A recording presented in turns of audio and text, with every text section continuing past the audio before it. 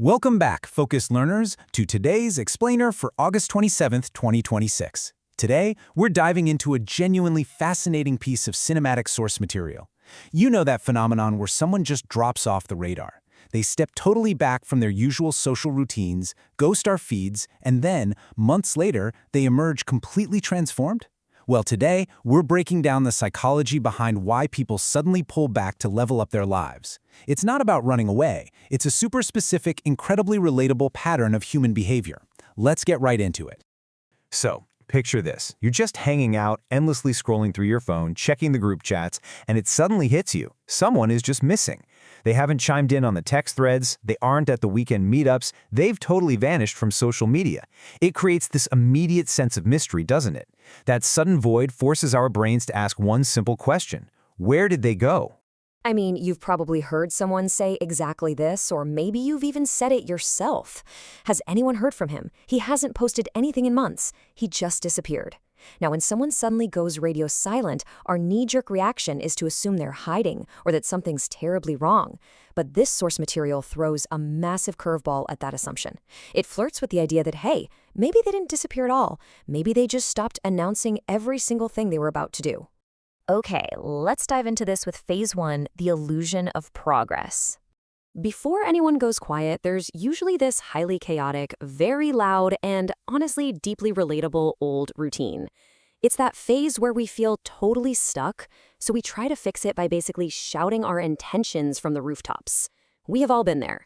You get that sudden intense burst of motivation, usually hitting right around 11 a.m. for some reason. You look at your phone, you see everyone else out there traveling, getting shredded, launching startups, and you think, that's it, I'm changing my life today. So you open up the Notes app and type out this massive master plan. Wake up early, exercise, work harder, read books, become successful. Just typing it out makes you feel like $1,000,000. But, then reality taps you on the shoulder. It's now 11:07 a.m. Literally 7 minutes after you wrote that epic plan, your brain chimes in with, well, first I'll just watch one quick video. And boom, 3 hours later, you are still scrolling. This perfectly introduces what the source calls the inner voice. In this early stage, that inner voice is an absolute mess. It's constantly making excuses, it gets distracted by a stiff breeze, and it will always prioritize immediate comfort over your long-term goals. And this brilliantly illustrates the whole trap of performative growth. On one hand, you've got the constant megaphone announcements to the world, big things coming, or starting the gym on Monday. But on the other hand, you look at the actual progress, and absolutely nothing changes. The source makes a really profound observation here. Sometimes just talking about your grand plan feels suspiciously identical to actually doing the work. Your brain gets that sweet dopamine hit of achievement just from the announcement, which leaves you with literally zero motivation to tackle the hard stuff. Which brings us to Phase 2, the turning point. This is the exact moment where the whole dynamic shifts. The comedy slows down, that exhausting performative energy totally burns out, and we hit a very serious realization. You're sitting there, alone, late at night, glowing phone illuminating your face, staring at yet another motivational quote yelling at you to start now. You glance back at your own graveyard of unfinished to-do lists and cue that chaotic inner voice, serving up the exact same tired excuses. Tomorrow, next week, just wait until you feel ready. At some point, the sheer exhaustion of hearing those excuses, of running on the exact same hamster wheel without moving an inch, actually becomes heavier than the fear of just doing the work. And that triggers this massive psychological shift. You ask yourself, what if I stop waiting to feel ready? The source points out something absolutely crucial here.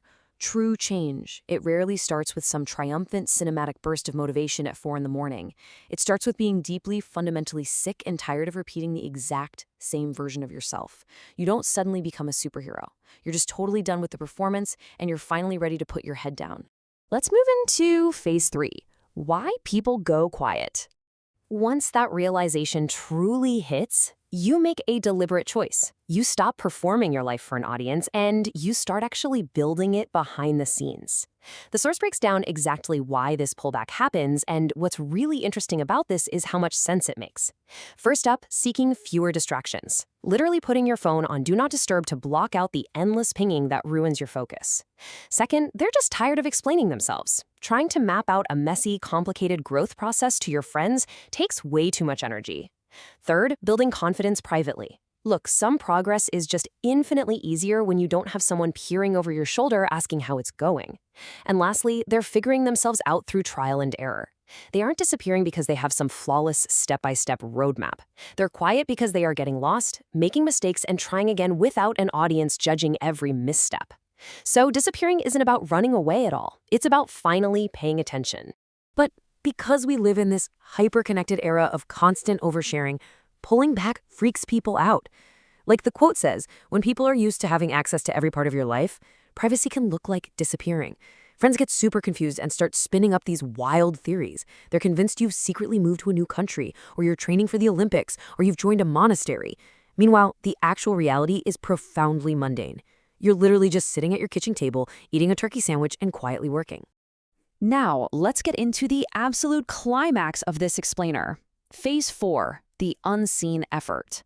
This is where we really see how unseen effort transforms people. Let's trace how this builds, because leveling up does not look like a glamorous Hollywood training montage. Look at the timeline here. On day 1, there is zero visible change. Nothing. By day 10, they are still just quietly grinding, messing up, and trying again. By day 30, okay, maybe there are a few tiny environmental tweaks. The desk is a bit cleaner, maybe their posture is slightly better, but it takes all the way until day 180, a full 6 months of quiet, unglamorous, repetitive effort before anyone else finally notices and goes, "Whoa, what happened to you?" And the reason for that is simple. Most progress is completely invisible while it's actually happening. The mundane, daily habits that forge real transformation, making your bed, reading 10 pages, getting decent sleep, ignoring your phone, failing and just getting back up, all of that happens entirely out of the public eye. Because society only gets to see the shiny final result on day 180, everyone mistakenly assumes this massive transformation just happened overnight. But we know it didn't. It was that unseen effort, the quiet discipline of failing in private, that stripped away the ego and built a completely new version of this person from the ground up.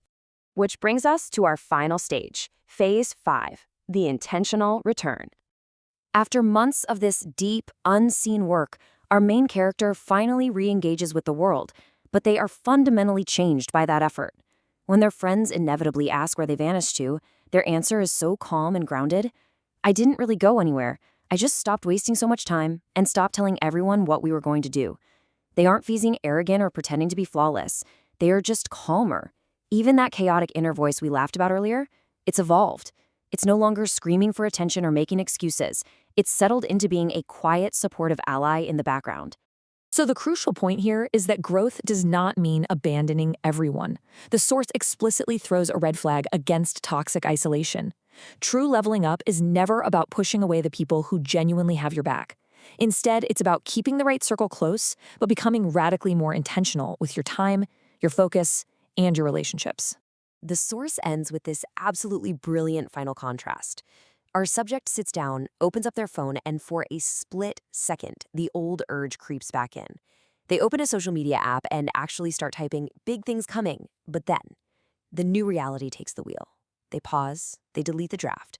The newly evolved inner voice agrees it's way better to just stay quiet. Why?